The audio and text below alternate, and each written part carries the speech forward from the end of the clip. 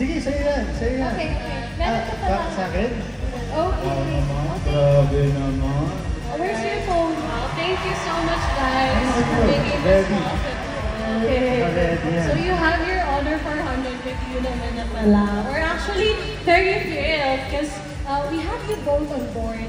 You're not just stars, you represent the kind of authenticity, the passion, and the brilliance that we at Honor stand for. Well, thank you for trusting our brand and our vision. We couldn't think of a better pair to represent the next generation of AI smartphones.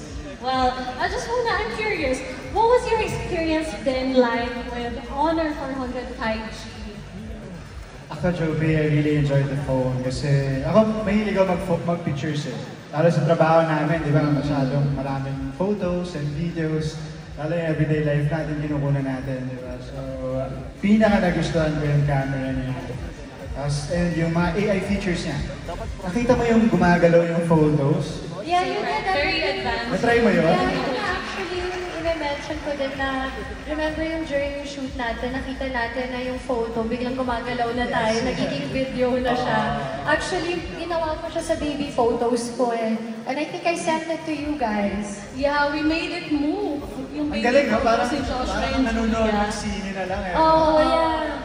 Nakita ko yung baby photos ko eh, gumalaw din. You're sa'yo? So parang feeling ko, nakikita ko yung nangyayari nung I wanna see how it looks yung baby photos mo. medyo weird sa akin kasi parang ayaw ko magpa-picture eh. Dati nun? Oo, parang ayaw ko magpa-picture dun sa video eh. Pero Shy ganda, ako. sobrang na-enjoy ko. Yeah, so actually the image to video feature, you were surprised the first time you saw it. I still remember your reactions, guys. So what does it mean for you, Ba, to be the first ever celebrity ambassadors of Honor Philippines? Because to us, it's very amazing because you said yes also. And for you guys, how does it feel? Ako na muna. Yeah. Ako, I'm just grateful and of course, honor. Honor! To be with honor. To be part. Ako, nagpapasalamat lang ako sa tiwala na binigay ng Honor Philippines. Diba? Yan lang, and really happy, grateful. Lalo na ngayong gabi na nandito ako sa event na to, sa kasama ka, of course.